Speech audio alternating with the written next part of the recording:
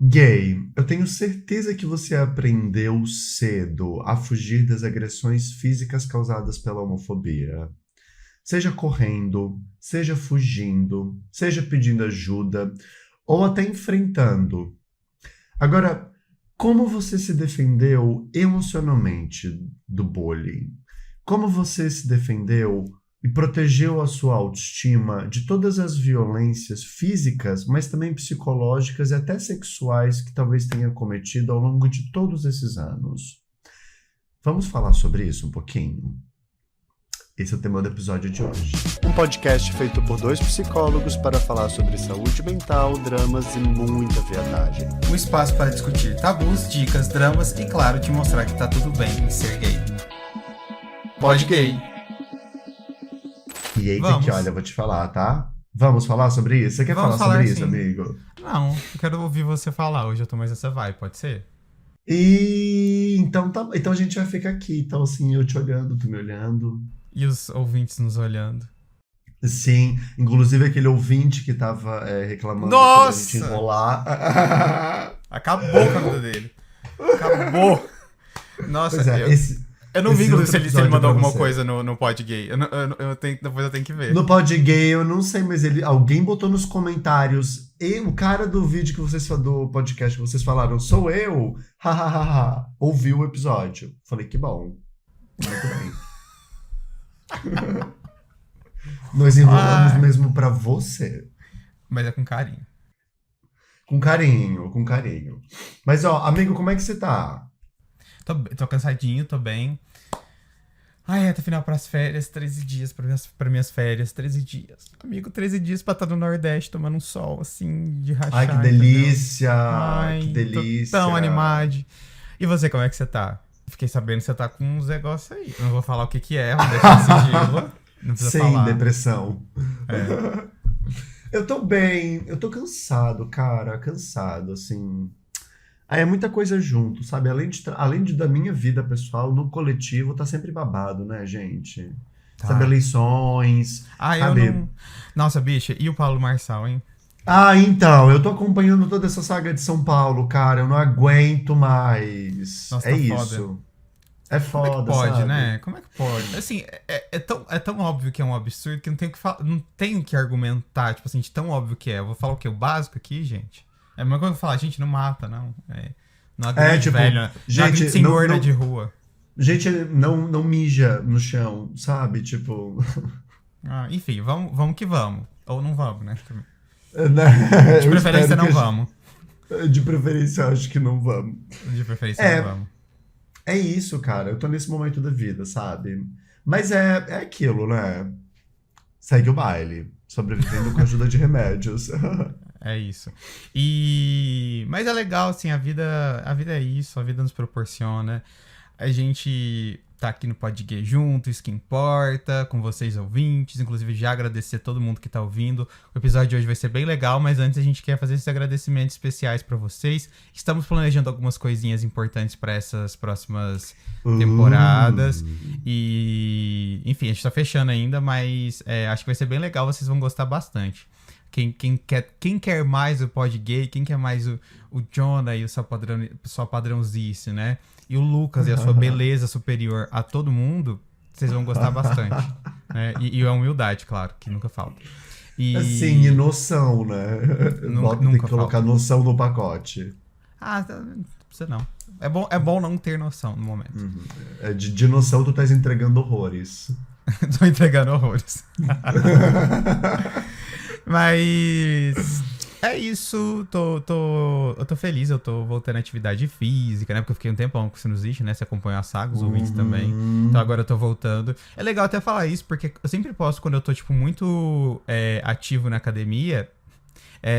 E aí, Eita. é legal, mas é legal também falar que em alguns momentos eu não consigo, às vezes em alguns momentos eu tô desmotivado, desanimado, e agora eu tô voltando, então agora eu consegui recuperar essa força, mas foi difícil voltar, é difícil voltar, então não se cobrem, tá? Sejam legais com vocês mesmos em relação a isso, né? Então não fica só olhando o que todo mundo posta, porque se você olha só o que eu posto, vai ser tipo, meu Deus, a pessoa que ama academia e eu que sou um lixo que não faço nada, mas gente, por exemplo, eu fiquei meses sem fazer academia direito, então eu gosto de falar isso porque é Cara, importante.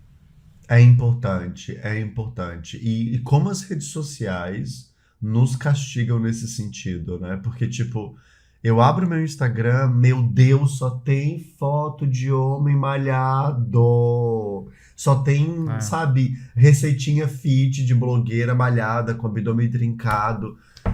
Eu fico, cara, que inferno! Que inferno! Chega até a me babar de raiva. E ao Ai, é mesmo muito, muito tempo, ó. publi de McDonald's. É tipo assim, E publi de se- McDonald's. seja padrão, mas como McDonald's. Entendeu? Exatamente, do tipo equilíbrio é tudo, né? Mas vai se fuder, caralho, sabe? Ai, que ódio. E eu não aguento mais vídeos de homens malhados com proposta de se arrume comigo. Eu não aguento mais. Get ready with me. Não, eu não aguento mais. Vou fazer, amigo. What the fuck? Não. Ai, amigo, Ai, pelo vou amor de fazer. Deus. Arruma-se comigo para dar um lacre com meu amigo Jonah no Pod Gay. Não, eu tô quase fazendo uma versão real disso, que é do tipo na internet, Get Ready With Me, na terapia. É. Não, ó. Mas assim, eu acho que é legal. A gente se veste de lacre, a gente se veste de sensatez. Não, tô brincando. Mas. Vamos falar do episódio de hoje? Que senão aquele ouvinte ele vai. Não, do tipo, agora hoje realmente foi sem querer, tá? Na semana passada foi de propósito, né? Gente, é porque a gente também tem. Chega às vezes a gente tá cansado, a gente não tem essa capacidade de manter a atenção. Então, às vezes a gente vai no negócio, aí quando a gente vê, a gente foi pra um lado que não era pro lado que a gente tinha que ir, entendeu? A gente tinha que ir pra esquerda e foi pra direita. Aí é assim. Então, assim. Não, e também assim, né, amigo? A gente normalmente começa a conversar só no podcast durante a semana. Às vezes a gente passa dias sem se falar e eu Pior não que sei como é que tá a tua vida. Então a gente vai trocando figurinhas. Eu sei o que Você você vai abriu falar, uma mas porta. não vai. Não Você abra. abriu uma porta. Lucas, já chega, deu. Você abriu uma porta. Amigo, Então tá. não abra. Vamos pro episódio, então, antes que não. Antes Eu que só pare. eu só bati na porta, deixa essa porta quieta. Eu vou abrir. Não abra, amigo, deixa quieto. Mas tadinha, a bicha tava com problema. Mas vamos falar do episódio de hoje? Vou falar sobre. Eu até esqueci que é sobrevivência emocional, né? Vamos falar sobre isso. Eu fiz um post sobre esse tema dias atrás, que repercutiu horrores. Horrores, 10 curtidas. Parou a internet. Parou a Eu adoro isso, parou a internet. 2 pessoas viram. E aí, eu recebi várias mensagens no direct, assim, de como o post foi importante para as pessoas. E eu acho que é um post, assim, que teve muito conteúdo, muita informação, que eu tive que condensar em 10 páginas. E eu decidi trazer a pauta para cá, para o podcast, para a gente discutir, falar mais a Legal. fundo, poder explicar um pouco melhor. Eu também quero ver a tua opinião, porque... Bem, enfim, o que eu trouxe no post foi um recorte de uma abordagem terapêutica, mas existem várias outras e eu acho que seria legal a gente poder falar um pouquinho sobre essa multiplicidade aqui também. Mas bem, vamos falar sobre sobrevivência emocional? É aquela coisa, né? A gente sabe que a experiência da homofobia, ela afeta o nosso corpo, né? Existem muitas agressões físicas que acontecem por causa disso. Mas acho que a gente fala pouco sobre o como nós desenvolvemos estratégias para proteger o nosso ego, proteger a nossa autoestima. Não só esse corpo, mas para proteger aquilo que eu chamo de eu. E daí é legal a gente pensar, né, assim, porque essa ideia do termo de sobrevivência emocional, essa expressão, é uma coisa assim que pouco se fala na psicologia, é uma coisa tão importante, porque eu acho que é a base o porquê as pessoas fazem terapia. E eu acho que a gente vai falar sobre isso mais pra frente, assim. Mas isso aparece pra ti em clínica, amigo, assim, dos pacientes trazerem os efeitos psicológicos e emocionais da homofobia? Não. Tô zoando, que acaba com a pauta, né? Não, amigo, não. Nunca foi em pauta. Na verdade, a terapia, eu acho que eu atendo muito. Na verdade, só pessoas LGBTs. Só pessoas LGBTs. Então, no final das contas, a grande parte, sei lá, 60%, 70% isso de cada paciente é sobre lidar com feridas da homofobia, lidar com feridas do preconceito. Porque tem uma coisa muito legal na neuropsicologia que ela explica que a gente desenvolve mecanismos de proteção que são os traumas, a partir dos traumas, né? Que fazem a gente conseguir sobreviver. Acho que a gente falou isso uns 2 episódios passados, mas vale repetir. Imagina que você foi uma criança que não teve apoio de ninguém. Tudo que você falava era criticado, que você às vezes demonstrava um comportamento tido como feminino, era punido por isso. Então, pode ser que você tenha desenvolvido o seu cérebro de criança a criar um padrão em que você desenvolveu um comportamento mais fechado, uma personalidade talvez um pouco mais fechada. Você tem alguma barreiras para você se expressar em público, ainda que seja fora da bolha familiar. Então, isso serve para te proteger. Acho que serve como um trauma, né? Mas que te protege, querendo ou não, porque você não tem outros recursos ali. Aí você fica na sua para você não sofrer violência. Só que aí chega um período da vida que isso muda, né? Ao invés de isso ajudar, isso começa a atrapalhar, porque aí você não se expressa pra ninguém, você não pontua nada pra ninguém e fica fechado achando que todo mundo te odeia. E aí isso é uma ferida emocional muito forte, porque e aí o adulto com 40 anos às vezes tá vivendo e usando o mesmo mecanismo de defesa que ele usava quando ele tinha seus 7, 8 anos. E aí isso pega muito, porque a terapia que eu faço com os meus pacientes, né? É sobre como a gente precisa trocar esse mecanismo de defesa, sabe? E aí o que a neurociência fala sobre isso é legal porque ela fala que é normal, tipo, a gente vai ter sempre esse ímpeto de repetir e repetir e repetir o que deu certo numa época da nossa vida. Então, se quando você era criança você teve um efeito positivo desse comportamento de se fechar, então o seu cérebro vai adotar isso e vai colocar no modo automático para sempre. Só que aí você precisa ter o esforço de dizer ao seu cérebro que, não, querido, olha, eu sei que isso foi importante, mas hoje isso tá me fazendo mal. E aí você tomar novos comportamentos. E é uma sensação muito ruim, porque é nada intuitivo você fazer isso, né? Então, por exemplo, nesse caso hipotético que eu passei, se expressar para as pessoas pode ser muito difícil, pode dar aquela sensação que a pessoa tinha quando ela era criança, sabe? Que o pai, a mãe criticava ela, né? E aí ela se fecha de novo. Mas é importante a gente perceber, cara, isso é só uma sensação. E a verdade é que tá tudo bem, não tem nada acontecendo. Se alguém me criticar, eu mando tomar, entendeu? Então vai ficar tudo bem. Mas é muito uma... Acho que assim, 90... Eu falei 60, mas acho que 90% da parte do tempo que os pacientes passam em terapia, eu acho que é falando sobre questões que envolvem homofobia quando era criança, sabe? Então, os itens de sobrevivência. O que eu acho muito interessante esse tema, porque é isso, a gente passa a maior parte do tempo, e não só a gente como psicólogo, eu falo assim, a gente quanto homem gay, LGBTs no geral, a gente passa a maior parte do tempo tendo que lidar com consequências do que aconteceu no passado, né? Com as feridas emocionais. Então eu acho isso muito relevante, sabe? Pra gente ter pra gente mudar, tipo, mudar o mindset, entendeu? Mudar mudar a nossa vida. Pra gente conseguir, cara, muito do que eu tô vivendo, muito do que eu tô sentindo é porque eu tô preso quando eu era criança. Sabe? Mas, porra, eu não sou mesmo uma criança, sou um adulto forte, sou um adulto que conseguiu conquistar um monte de coisa, que passou por um monte de trauma e tô aqui, sabe? Consigo lidar, sim, com um novo estilo de vida. Mas é forçado, né? Mas aparece recorrentemente pra mim na clínica. Nossa, sim. Uma coisa que eu falo bastante pros meus pacientes, assim, que eu acho que às vezes a gente não se dá conta, né? Que é, apesar de todas as coisas horríveis que talvez tenham acontecido na tua vida, aquela criança suportou, né? Então, eu tenho certeza que você também dá conta dos teus desafios de hoje. O que não significa que sejam fáceis. Mas se aquela criança que não tinha recursos deu conta, você que é um homem adulto também vai dar. Então, tipo, acreditar, sabe? Assim, acreditar na minha capacidade de me reinventar, de me regenerar e de construir uma história, assim, uma trajetória que seja diferente.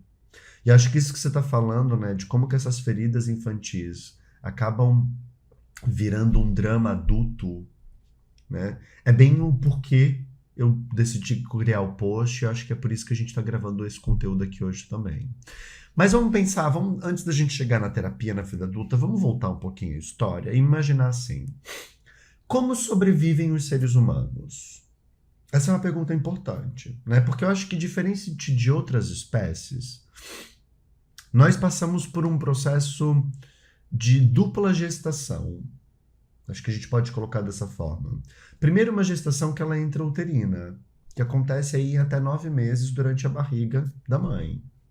Mas depois disso, nós passamos por uma gestação psicológica, onde durante muito tempo, em algumas culturas, assim, até os 30, 40 anos de idade, existe uma dependência direta entre os nossos cuidadores, né, para que a gente consiga se desenvolver, possa ter as nossas necessidades atendidas e possa sobreviver nesse mundo. Né? Porque um bebê, quando nasce, por exemplo, ele precisa de alguém que o alimente, que o limpe. Se ele ficar doente, de alguém que cuide dele. É mais do que só se defender de predadores no mundo animal. É poder aprender, ter espaço para terminar de se desenvolver e amadurecer fisicamente, neurologicamente, né? Até que essa criança tenha condições de se prover, né? Algo que só acontece normalmente na vida adulta. Né? Porque... E é curioso, porque da nossa espécie, a gente, para pensar nas espécies, a nossa espécie é a que mais demora, sabe? Porque é a que mais demora. É a que mais fica dependente dos pais, né? Dos cuidadores. Sim, né? É interessante porque no reino animal, por exemplo, quando o filhote nasce, os pais, né, as fêmeas, já empurram essa criança o filhote para a criança louca, para que ela comece a andar. Por quê? Porque o nascimento com a placenta sai muito sangue. Então, se o filhote não começa a andar rápido, o cheiro do sangue atrai predadores e coloca em risco a mãe e o filhote. Então, se o filhote não anda e tem algum problema, a mãe já dá um jeito de se livrar dele de alguma forma, como um instinto de sobrevivência da espécie mesmo, né? Agora imagina entre seres humanos quanto tempo demora para que uma criança ganhe autonomia física. Anos. Principalmente emocional, porque a gente ainda tem esse emocional que a gente cresce emocionalmente com essa ideia de que você tem que ir pro mundo, mas ao mesmo tempo você vai pro mundo apegado às ideias e ao seu passado, sabe? Tanto as ideias quanto as relações do passado. Então a gente fica muito saudosista. Então, por exemplo, você acha que óbvio que isso não vai acontecer por questão de racionalidade, mas você acha que que sei lá, tipo, uma espécie de... Ainda que vivam em bandos, né? Mas algumas espécies do reino animal, elas ficam, tipo, visitando pai e mãe? Óbvio que não, né? Tipo, não tem essa ligação tão forte. Algumas podem ter mesmo, mas a maioria não tem essa ligação tão forte. Tipo, a gente fica... Ai, tem que visitar meus pais. Ai, tem que fazer isso. Ai, tem que fazer aquilo. E cobrança varia muito de família. E aí a gente coloca... Inclusive, é um ponto importante a gente falar, porque coloca uma culpa muito grande na gente, porque passa por alguns momentos do tipo, será que eu tô estragando minha família pela minha sexualidade? Será que eu que não tô prejudicando minha família por conta de quem eu sou? E fica uma culpa que parece que a gente é que tá sendo o vilão, e se a gente se afastar da nossa família vai acontecer uma coisa ruim e que a gente vai ficar refém ali do vulnerável pro mundo, e também que não vai ter que a gente vai ser tipo culpado, que a gente vai ser os inimigos ali da situação, né? Então, na verdade é o normal, sabe? Cada um segue sua vida, tipo, seus pais te criam, eles te dão alimento, eles te dão habilidade para falar, né? Quer dizer, eles te estimulam a desenvolver habilidade para falar e etc. Mas chega uma hora e cada um por si, eu tenho minha personalidade, desenvolvo meus gostos e assim vai. Essa dependência, essa codependência que se cria e que é muito cultural, inclusive aqui do Brasil, ela é muito forte. E aí faz com que a gente fique muito mais intenso nos problemas familiares. Então, por isso que às vezes a própria homofobia, ela ganha um destaque ainda maior aqui, porque a gente tá muito mais ligado àquelas pessoas que nos fizeram mal, que são preconceituosas, né? E, na verdade, a gente tem que aprender a ir pro mundo, independente do que nossos pais pensam. É igual algumas espécies de pássaros que elas empurram o filhote, tipo, lá no abismo, praticamente. E se não aprender a voar na marra, tchau. Ou a maioria aprende a voar na marra e segue. Segue o baile. Então é o que a gente tem que fazer, né? Não se jogar, tá, galera? Mas a gente tem que começar a ter um pouco mais de... Cara, eu não preciso da minha família e nem da aprovação familiar pra eu ficar bem. Isso é uma questão de espécie, uma questão do reino animal. A gente também é animal, né? E eu acho que é interessante a gente começar também a desenvolver essa perspectiva, até pra gente conseguir curar nossas feridas emocionais, porque a gente pode ficar fazendo terapia o quanto que for. Se a gente não tomar essa atitude de, ok, o que é meu, o que meus pais pensam são deles, a gente nunca vai conseguir se desenvolver e melhorar. Né? Se a gente ainda fica com essa ligação, a gente vai, preciso que meus pais gostem de mim, preciso que eles me aprovem, não posso desagradá-los. Você vai ficar assim a vida inteira, independente da terapia. É bem louco isso, né? Porque assim, essa dependência, a gente tá aqui falando, né, sobre o como que depender de outras pessoas é um instinto básico da nossa sobrevivência de espécie. Então, não dá tão simples assim para fugir dessa ligação, porque isso é instintivo para que a gente viva, para que a gente consiga sobreviver. Agora, essa relação de dependência, ela oferece uma série de riscos, né? Porque o que significa depender? Significa ter de se submeter à vontade de outra pessoa. Significa estar vulnerável frente ao como essa outra pessoa está se sentindo. Então, se o outro me agride, por exemplo, se o outro está num dia ruim, está com raiva, a maneira como ele se sente vai afetar a maneira como ele lida comigo. E eu tenho certeza que é muito fácil da gente perceber, né, o como que isso abre portas para uma série de questões. Porque nessa relação de dependência, onde eu sou obrigado e dependo do outro para sobreviver, estou vulnerável nas mãos desse outro, e a maneira como o outro me cuida, me trata, vai formando a minha autoestima e a visão que eu tenho de mim mesmo. Né? Porque antes de sermos eu, somos nós. Né? Um bebê, quando ele nasce, ele ainda ele não é um ser diferenciado das outras pessoas. Ele ainda está vinculado, né, à mãe. E aos pouquinhos, nesse processo de amadurecimento físico, emocional, relacional, ele vai aprendendo a se diferenciar e construindo aquilo que a gente entende hoje por identidade e por um ego, né? Por um eu. Né? O eu, Jonah, não começou, claro, na infância, assim, mas aquilo que eu entendo como eu vem a partir desse processo de diferenciação com o mundo.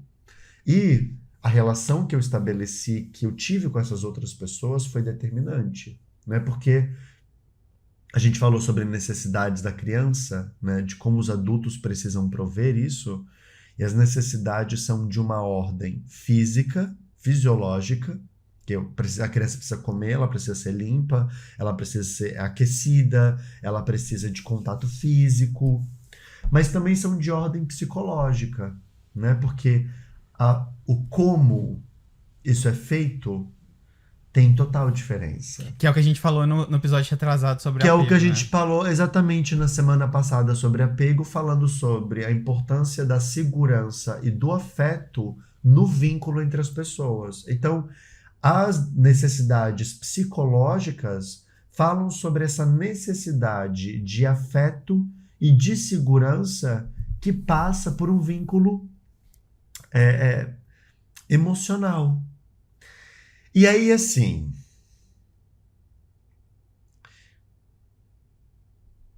isso é uma questão muito complicada, porque a base de muitos dos desafios e problemas que as pessoas trazem em terapia levam a gente de volta para o lugar da infância por um motivo. Porque foi nessa época da vida em que nós ainda não tínhamos total maturidade física e cognitiva, que muitas feridas emocionais se criaram, porque nessa relação de dependência com os outros, abusos foram cometidos. Né? E daí é legal a gente pensar nisso, assim, porque o que são abusos?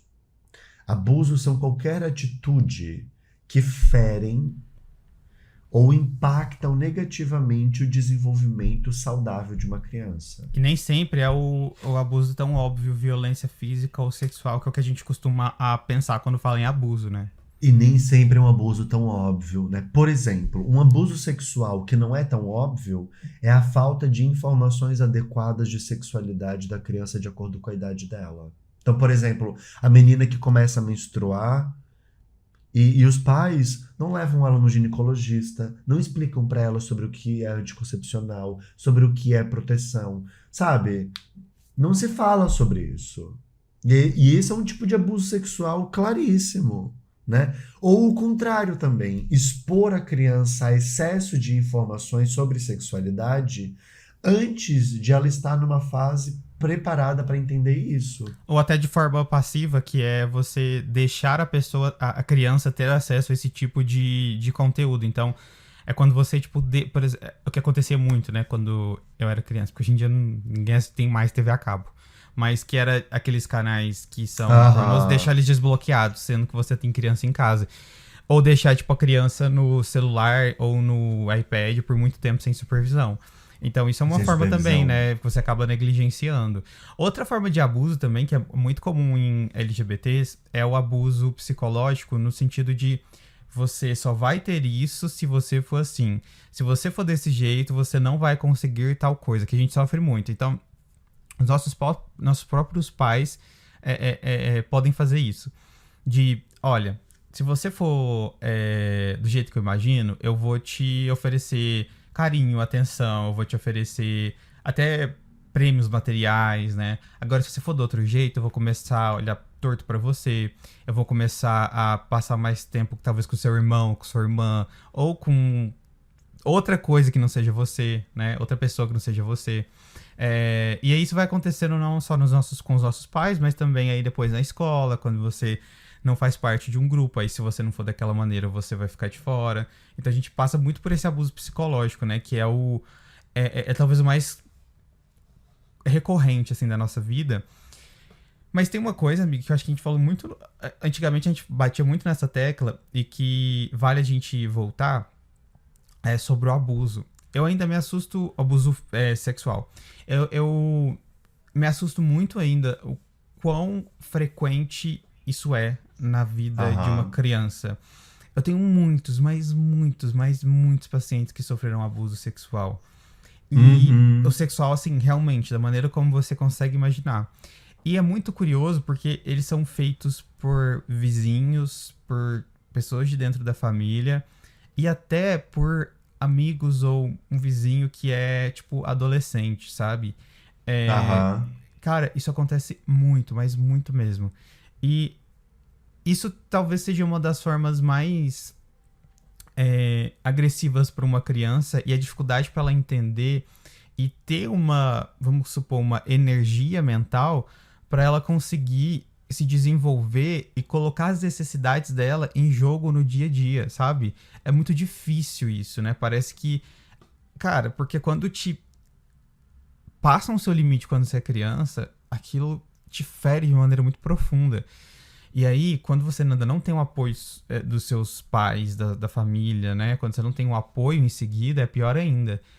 Isso fica uma marcazinha, uma marcazona, né? E acontece bastante, né? Então, são feridas que também ficam e que é muito, muito, muito, muito, muito comum pessoas que sofreram abuso sexual quando crianças também desenvolverem uma certa armadura para o mundo, né? Elas começam a ficar muito rígidas com as outras pessoas, né? Ou vão para outro extremo também, né? Querem ser legais demais com todo mundo, mas geralmente são extremos. E extremos. é difícil porque você vê o mundo como um lugar muito difícil, muito ruim, né? Então, as estratégias são grandes, Inseguro, são variadas. Porque se você enxerga que se você foi violentado desde criança, né? Seja uma situação específica, como é que você sente que o mundo é um lugar legal? Não. Você não sente o mundo um lugar legal. E se você sente que o mundo é um lugar perigoso, que as pessoas sempre vão fazer coisas contra a sua vontade e não vão respeitar o seu limite, o seu corpo, o que vai acontecer? Você vai precisar, ou você vai sentir a necessidade de desenvolver mais mecanismos de defesa, mais comportamentos estratégicos para você conseguir se defender quando você é criança e adolescente. Então, por isso que talvez seja um pouco mais difícil essa questão do abuso sexual, principalmente quando você é uma criança, porque você começa a enxergar o mundo como um lugar muito ruim mesmo. E, de fato, o contexto foi muito ruim pra você naquele momento, né? E aí você desenvolve estratégias e fica muito fiel a elas, né? É difícil a pessoa, ela largar a mão, sabe? Dessas estratégias, por mais que elas estejam conscientes. Eu sei que eu faço isso por conta disso, né? Por mais que elas estejam conscientes, é difícil. Então, é meio que forçar, mas é um forçar que a gente... E aí, no papel nosso de psicoterapeuta, é um forçar, mas um forçar com carinho, né? Um forçar com afeto, um forçar, tipo assim, estou te dando atenção. Você precisa fazer isso, mas não é um forçar como acontecia antigamente com essa criança, né? É um de respeitosa. É um de incentivar, né? Porque, assim... O abuso sexual é uma coisa muito... Acho que em algum momento a gente devia gravar um episódio só pra falar disso. Porque, cara, é muito louco. É muito louco, assim, ó. Como o abuso sexual infantil, ele é uma coisa... É um tabu enorme que é pouco falado. E eu acho que tem muita coisa que é naturalizada, assim, que também é característico de abuso, né? Porque, por exemplo, eu tenho o caso de um paciente que durante muito tempo de criança dormiu na casa dos pais, no quarto com os pais. Então ele ouvia todas as noites os pais transando, né? Mesmo que os pais nunca sequer tivessem tocado nele, isso também é um tipo de abuso. Sim. Né? Então, assim, de um abuso grave, né? Porque... Isso também é muito frequente. É muito frequente, né? Ou às vezes não tá nem dentro do mesmo quarto, assim, mas o quarto da criança fica do lado do quarto dos pais, daí a criança acaba ouvindo, consegue ouvir. É claro que, assim, tem uma série de questões no meio disso, né? Acho que tem um recorte de classe aí que a gente também pode falar e tal, mas... Porque, inclusive, só um parêntese, quando eu fazia estágio na faculdade, eu fazia um estágio que a minha faculdade ela tinha uma clínica e que fazia uma parceria com o SUS. Então, fazia atendimento psicoterapeuta ali de graça para essas pessoas. Então, eram pessoas que normalmente não tinham condições econômicas para pagar uma terapia particular e iam ali. E isso é uma coisa... É muito frequente, sabe? Tipo a gente atendia crianças e atendia adultos também. E é muito frequente você ver crianças que estão passando por essa dificuldade, que, tipo, dormem com os pais, né?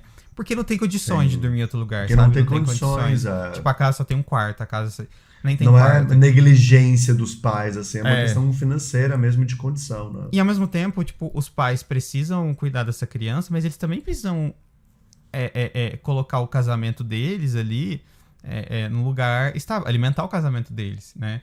Porque é importante. E aí, colocar isso na balança é muito difícil quando você tem... isso é uma questão, né? Eu me refiro mais a casos, assim, onde isso é um processo consciente ou de negligência mesmo, de não ser uma preocupação dos pais. Mas eu acho que a dificuldade... Mas acho que a dificuldade também é que por mais que não seja culpa dos pais, cara, tipo, independente, a criança vai se sentir invadida ali, sabe? É isso. Tipo, independente de isso ser justo ou não. É uma invasão, é um abuso.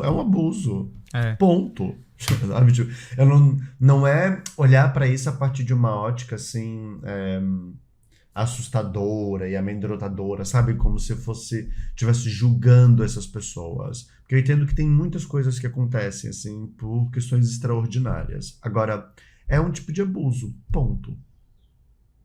Né? E quando a gente olha para isso, assim, pensar na violência sexual, na violência física, é, na própria, no próprio abuso emocional, que a gente também fala pouco, né? Porque a gente fala muito sobre os comentários, sobre críticas, sobre situações de humilhação e de vergonha com a criança, mas existe um outro tipo também de abuso emocional, que é quando essa relação hierárquica de dependência infantil, de alguma forma, ela é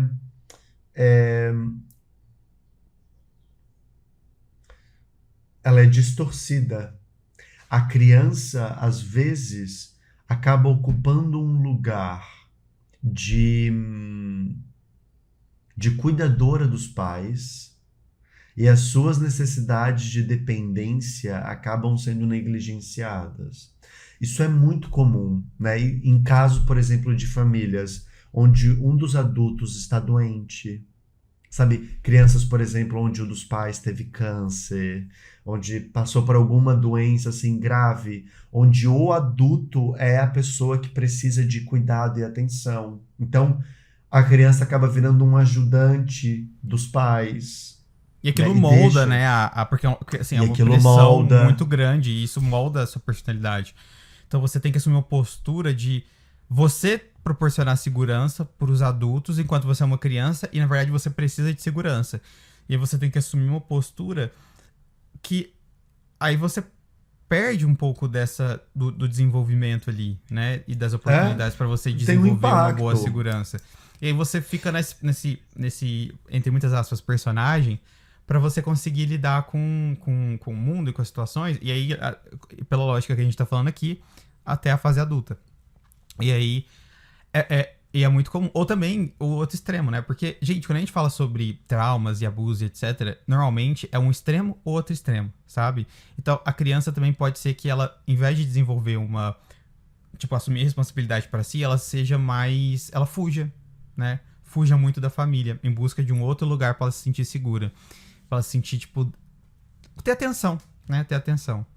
E Sobreviver de alguma forma, sobreviver, né? Porque é isso, assim, o É. ter atenção é ser vista, né? É ter a garantia de que ela vai ser cuidada, de que ela vai sobreviver diante as condições daquele lugar, né? Porque um outro tipo de abuso também muito comum é quando um dos pais tem problemas com dependência química, né? Ou um pai alcoólatra, ou um pai que tem problema, um vício com sei lá o quê. Ou seja, a criança, quando a gente fala de abuso emocional, uma das formas também é quando a criança perde esse lugar prioritário de ser a pessoa cuidada na relação. É quando a criança acaba assumindo um papel de ter que cuidar de alguma forma. Enfim, a gente falou agora de um caso de doença, de dependência química, de pais que precisam trabalhar, ficam muito tempo fora e a criança tem que acabar ou se virando ou até cuidando de um irmão, né? A criança acaba virando um pai, uma mãe dos seus irmãos. Eu vejo isso muito forte nas famílias, né, de como o filho mais velho acaba se sentindo responsável e muitas vezes é a figura paterna, materna daqueles irmãos mais jovens, né? Então, e isso é muito louco assim quando a gente para pensar, né? Porque quando a gente fala quando a gente está falando assim sobre sobrevivência emocional, perceba, a gente está falando aqui de todas as pessoas. Nem fizemos um recorte ainda sobre o bullying e sobre a homofobia entre gays, porque isso é um buraco mais embaixo. Né? Mas É. só aqui a gente já vê como essas histórias se parecem. Inclusive, só um parêntese, eu contar um caso que eu vivi atendendo, porque eu atendia numa instituição de acolhimento, né, onde crianças que acabaram tendo que sair das suas famílias, né, por alguns motivos, acabam né, ficando um tempinho ali nessa instituição, que a gente antes chamava de casa de adoção, né, enfim. E Eu lembro que eu atendi uma criança que ela tinha uns 5 anos e o irmão dela também tava lá. O irmão já era mais velho, tinha 11, 12. E o pai, ele não tinha condição financeira e ele vivia com a... de favor, tipo, no quintal de alguém, sabe? E a mãe, ela era usuária de crack e, tipo, tava vendendo os móveis, tipo, pra conseguir crack da casa e colocando o filho mais velho pra pegar essa droga, sabe? Então, aí o juiz, né, tirou essas duas crianças, os irmãos, da casa onde eles estavam, do pai, e colocaram nessa instituição. E, de fato, eles têm muito mais estabilidade nessa instituição. Embora não seja o melhor lugar onde elas querem estar, ali elas têm segurança alimentar, ali elas têm segurança de saúde, ali elas têm a atenção, elas têm um teto. E é bem arrumado, sabe? O lugar é bem legal. É um lugar, assim, meio discreto, por conta de segurança mesmo, né? E eu lembro que eu percebi que o abuso ali que essas crianças sofrem não é só um abuso, são abusos, né? Porque vamos imaginar esse recorte da criança que eu atendia. A mãe era usuária de droga, o pai não tinha condições financeiras. Então, é um abuso sistêmico, inclusive, né? Se a gente for parar pra pensar. Mas também tem esse abuso onde a criança sofre, que ele também não responsabiliza os pais, né? Não culpabiliza. Eu acho que é uma lógica completamente diferente que a gente tem que usar, né? Pra conseguir entender essas situações. Mas a criança, ela queria, porque queria voltar pra mãe. E ela não ia voltar pra mãe. Tipo, provavelmente ela ia ser adotada por uma outra família. O irmão mais velho já tinha entendido, só que a criança tinha 5 anos, então, tipo, ela não entendia, ela só queria a mãe, ele só queria a mãe, então às vezes ele ficava chorando, ficava revoltado. E é isso. E aí, para pra pensar, essa criança sofreu uma insegurança alimentar, sofreu um abuso dos direitos, então, tipo, ela não ia à escola, ela não tinha um teto, ela não tinha uma segurança, entrava e saía gente, tipo, da casa dele o tempo inteiro, né? Gente não roubando, né? Pegando os móveis da casa. E ainda nessa instituição, tipo, o abuso de você psicológico, de toda aquela situação em que você tem que conversar com um psicólogo, depois tem que ir lá no juizado e não sei o que, essa criança tem que fazer tudo isso. E aí, tipo, são sabe? várias camadas. Muitos abusos. Então, tipo, como que proteção, que visão do mundo que essa criança vai ter, sabe? Que proteção. Então, eu acho que a gente também tem que pensar, né? O quanto que uma situação pode provocar diversos abusos, principalmente se a gente não tiver um amparo ali. Agora, se é isso, se não existisse essa instituição também, se ela tivesse ficado com a mãe ou com o pai, seria muito pior, né? Porque eles não tinham condições de cuidar dessas duas crianças. Então, por mais que a instituição possa ser um lugar onde, sabe, dói, né? Você ficar longe, você ficar ali, é muito melhor do que elas estarem numa situação como elas estavam, né?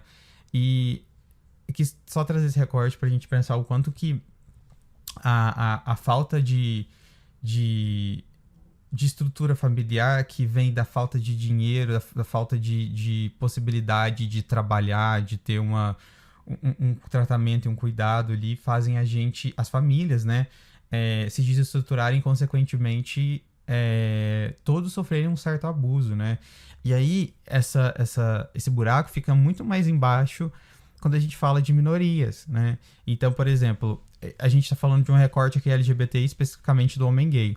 Então, o homem gay, tipo, quando passa nessa situação, ele tá sofrendo toda a situação sistêmica, econômica, alimentar, psicológica, mas também tá passando pelo preconceito. Então, tipo, imagina ainda, sabe?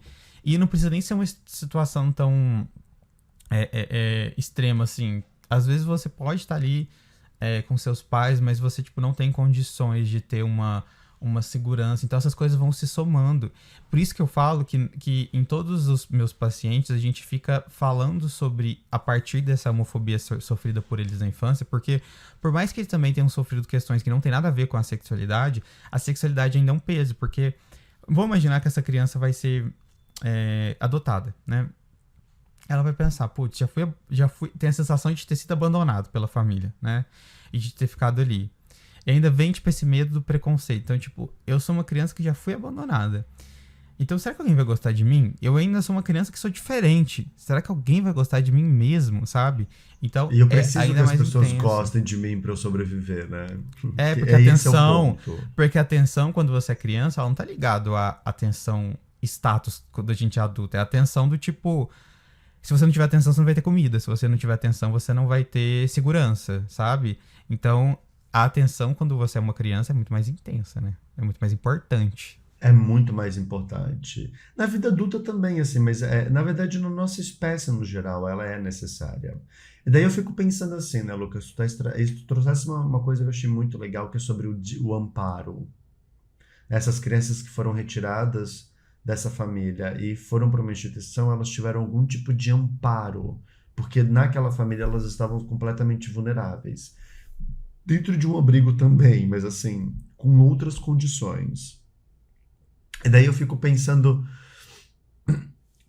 nós já falamos várias vezes aqui sobre o que é homofobia, sobre como que a homofobia aparece. Eu tenho certeza que você que está nos ouvindo agora, nos assistindo, sabe exatamente do que nós estamos falando quando a gente se refere ao preconceito na infância, ao bullying, à perseguição, dentro de casa, na escola, em todos os grupos sociais da criança, ou que você já tenha passado na vida, né? No esporte, na igreja, no bairro, enfim, qualquer lugar que uma criança, que um menino gay passa, quanto mais não normativo ele for, mais homofobia ele sofre. E minto, deixa eu corrigir uma coisa. Só um menino gay não, acho que meninos não normativos. Porque eu tenho pacientes também que são homens héteros, mas que são héteros que não performam aquela masculinidade tóxica e são tratados como gays pela sociedade e sofreram homofobia igualmente. E pelos próprios gays. E pelos próprios gays, inclusive, né? Então, tem isso, assim, mas isso também é pauta para um outro episódio. Aqui, o que eu queria trazer, que eu acho que é importante a gente não deixar de falar nesse episódio de hoje, é perceber o seguinte: o que acontece com a cabecinha de uma criança que sofre essas violências, que sofre abusos no geral? E parando para pensar nesse menino, né, não normativo, nesse menino que aqui sim eu vou citar, o menino gay, que se vê desamparado. Por isso que eu gostei da palavra que tu trouxe de amparo, porque ele se vê desamparado, com vergonha, com medo, sozinho e desamparado.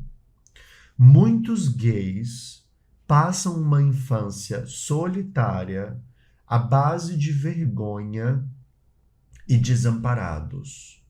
Porque não pode falar com a família, porque às vezes a família é também quem comete violências né, e abusos. Também não pode falar com a família porque tem medo do que pode acontecer. Às vezes a família daí pode começar a ser uma família abusiva, porque o preconceito é isso, né? Lembra que a gente está falando da importância, falamos uma boa parte nesse episódio sobre a dependência emocional, a dependência que nós temos de outras pessoas. Então, uma criança, ela entende que ela precisa desses adultos, ela precisa ser amada, ela precisa ser querida, precisa ser desejada, porque se ela não for, ela está em risco de sobrevivência. Então, agradar quem me cuida é essencial. E aí, o que eu acho? Toda essa volta foi para chegar no ponto central, que é o seguinte: o que se passa na cabecinha desta criança que está sozinha e desamparada? Ela se vê diante de um dilema, que é, muitas vezes, ela não tem recursos físicos, ela não tem força, ela não tem cognição para se defender e se proteger dos abusos que ela sofre. E além, só uma observação ainda, a criança, ela é egoísta, mas não egoísta no sentido pejorativo da palavra, mas é porque a criança ela não tem a capacidade... Ela é autocentrada, né? Ela é autocentrada, ela não tem capacidade de compreender, tipo, então, meu pai, ele tá sendo abusivo porque ele sofreu... Não tem, tipo assim, se meu pai, e às vezes nada a ver, às vezes não tem nada a ver, às vezes o pai tá, tipo, bravo no trabalho, aí, tipo, chega em casa bravo, e fica, sei lá, mais na dele, né? Aí a criança vai falar, a culpa é minha. Foi eu que fiz alguma coisa. Mesmo que não tenha nada a ver, né? Mesmo, É isso.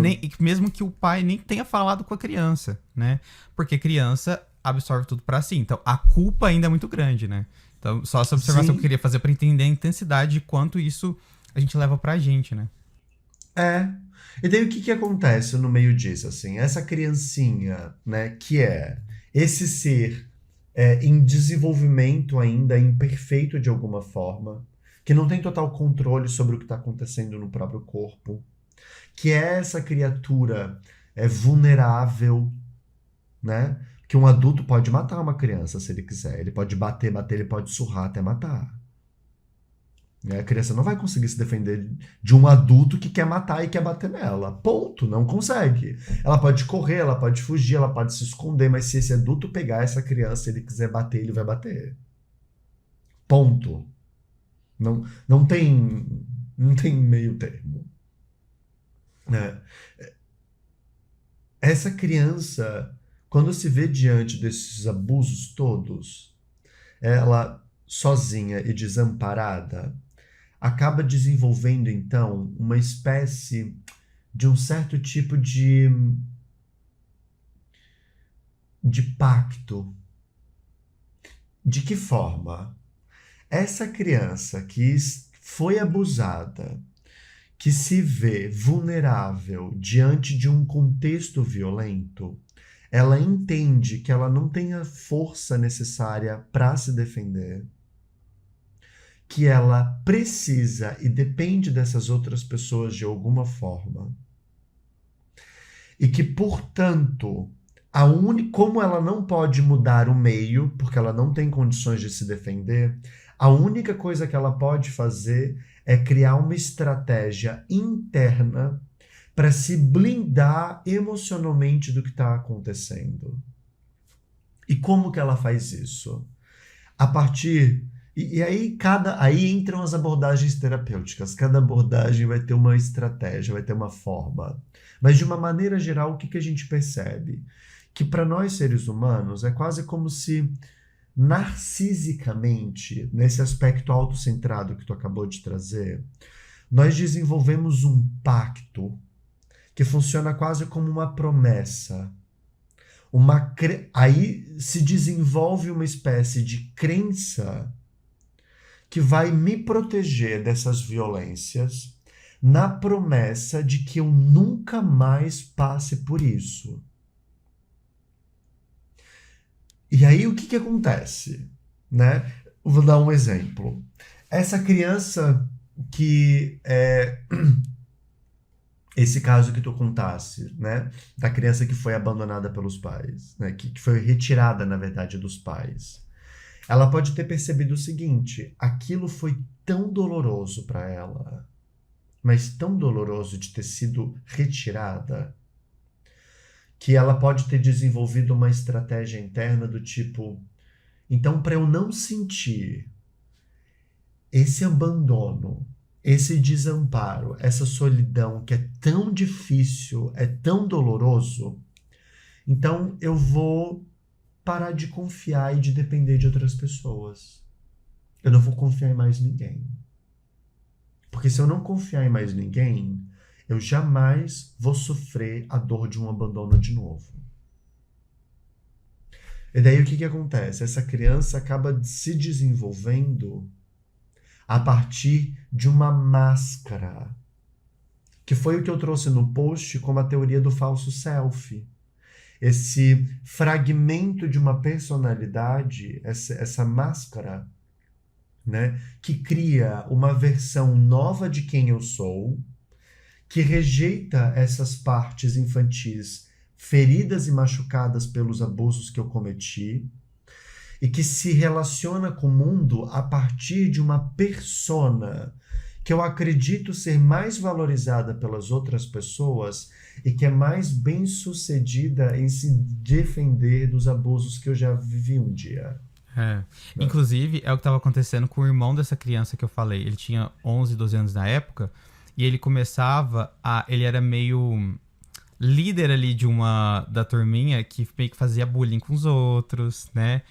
Então, ou seja, ele criou, tipo, vou ferir e vou estar nesse lugar aqui, entendeu? Antes que alguém faça isso comigo, né?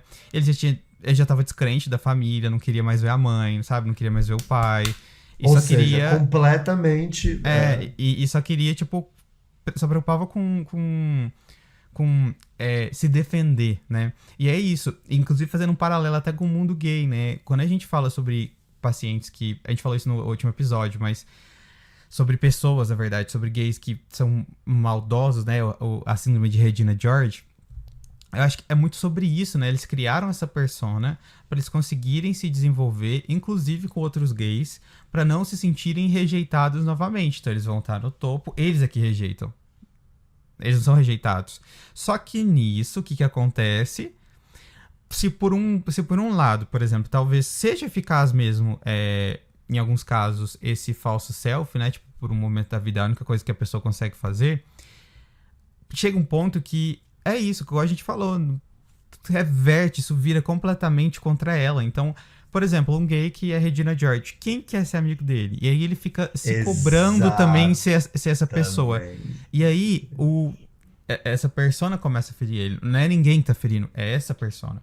E aí, que vira a chavinha, que a gente tem que virar a chavinha do tipo, será que quem eu sou não está... Será que a estratégia, na verdade, que eu adotei pra viver não é o que tá me machucando hoje?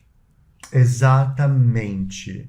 E aí, eu pensando assim, entre gays, uma estratégia muito comum, que nós já falamos aqui, eu já falei também, é a do bom menino. Que é assim, né?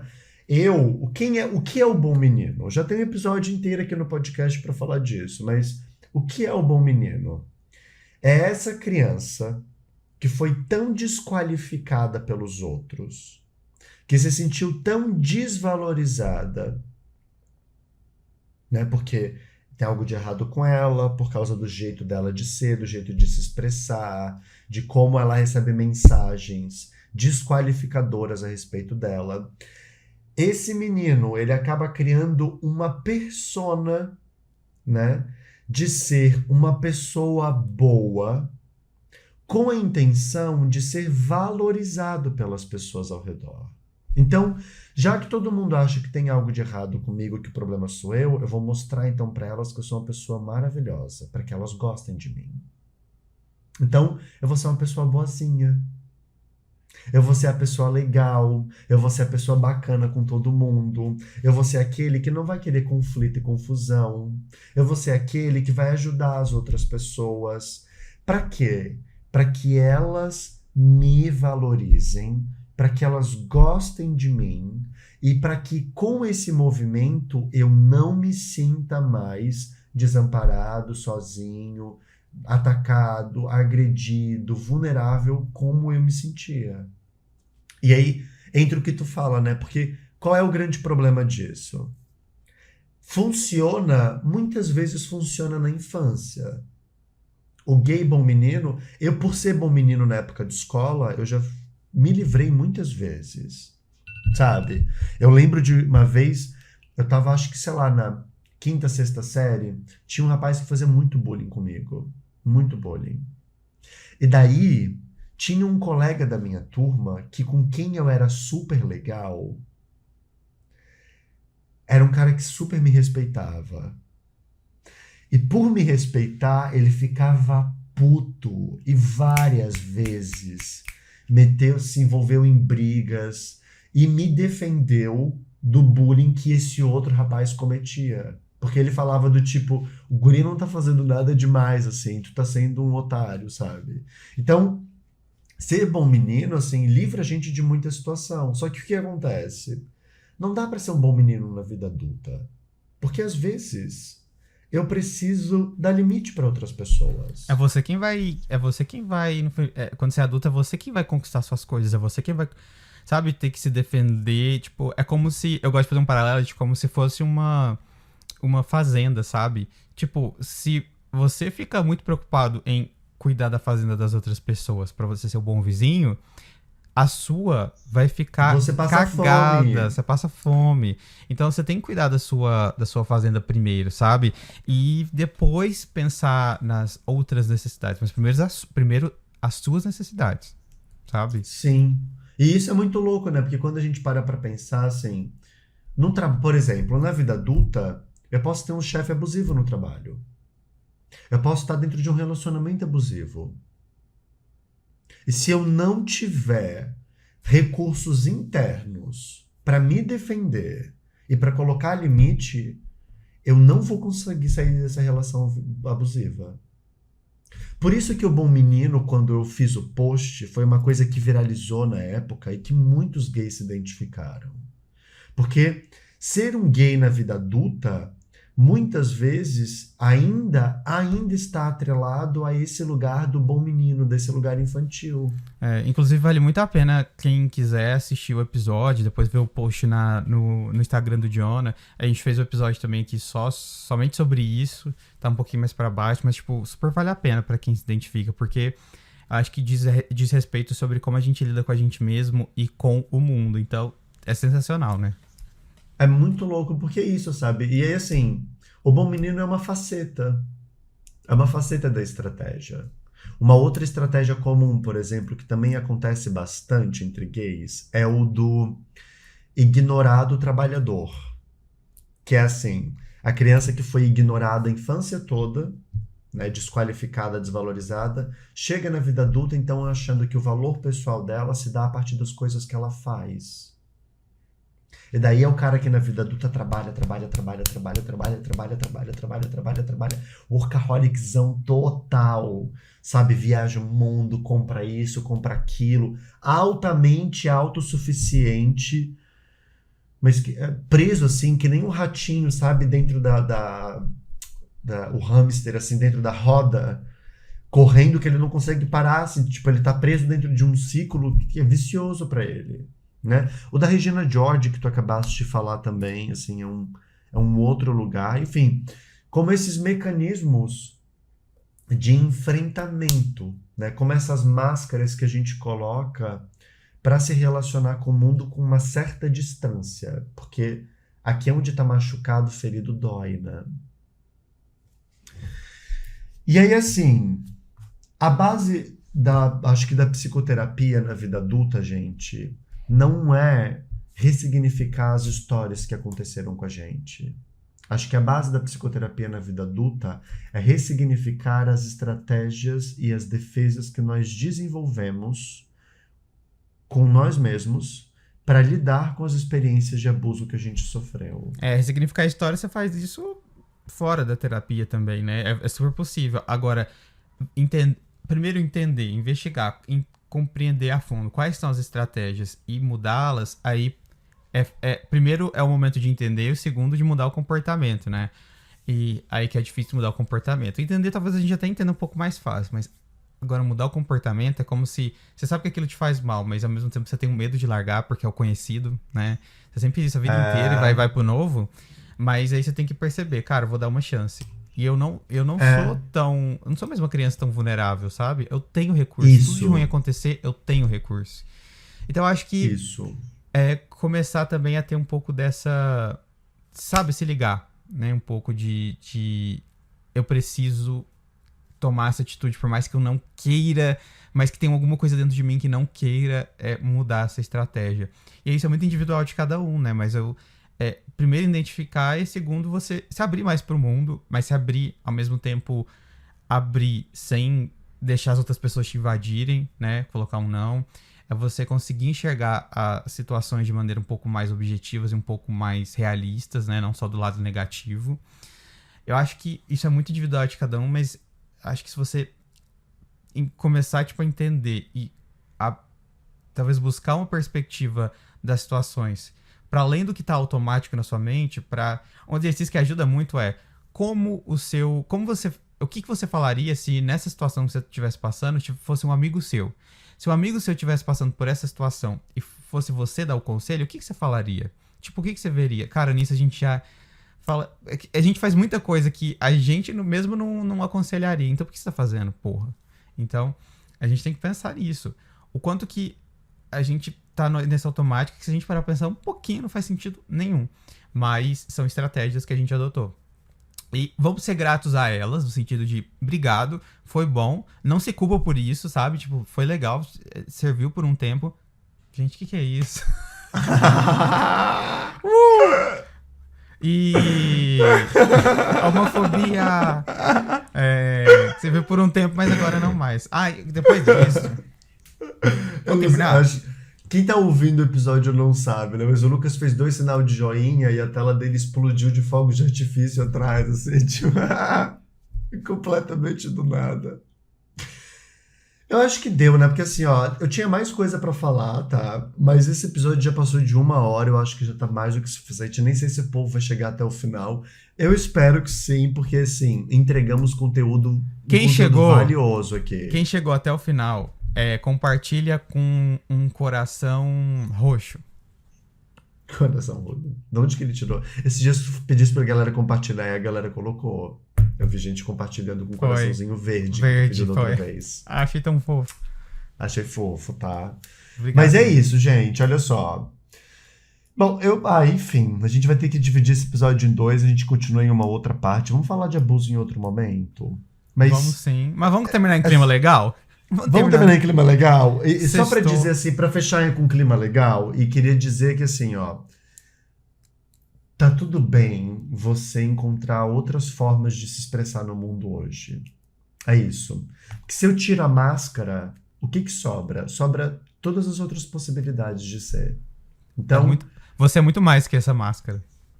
É isso, é tipo, sabe, terapia pode te ajudar nesse processo de uma vida mais autêntica.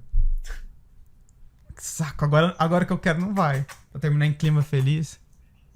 Ó, vamos compartilhar esse episódio, vamos jogar nas redes pra discutir, debater com todo mundo. E eu queria falar uma coisa, o outro ali se masturbando. Para, Lucas, por favor. Conseguiu! Depois de tanto joinha, ele conseguiu. Foi. Gente, assim, ó, sinceramente, tentaram me gongar na semana passada dizendo que a gente tinha errado a quantidade de estados no Nordeste. E eu queria dizer que aqui sabemos, tá? São 9. Mas tá tudo bem. É que eu errei. Quem sabe? Não, então, pois é. Você errou também? Não, então, um paciente veio me gongar falando: Jonas, sua burra, você não sabe que são 9 estados, são 7. Daí eu falei: sua burra é você, queridinha. Ouve o episódio de novo que tu vai ver que eu falei que eram 9, o Lucas disse que eram 7. E daí ele ficou: meu Deus, me desculpa, realmente. Eu falei: pois é, foi me gongar e saiu gongado. Pois é, olha que legal, a pessoa vai na terapia e ganha um trauma. Exatamente, não. Assim, os meus pacientes, eles sabem, eles lembram, eles precisam saber de que, apesar de eu ser terapeuta deles, eu continuo sendo um homem gay. Então, assim, ó, que choque de monstro, meu amor. Aqui, meu amor, eu não sou pra amadores. Ó, vamos compartilhar esse episódio nas redes. E marca o _podgay. Vocês também podem me seguir no _LucasDeVito e na Clínica LGBT Local. E você, amigo? No @meuPsyGay. É isso. Então, ó, compartilhe, marca a gente, deixa seus comentários, suas perguntas, pode mandar mensagem pra gente, a gente responde, assim, ó, muito fofo, saudades, bom estar aqui com vocês de novo.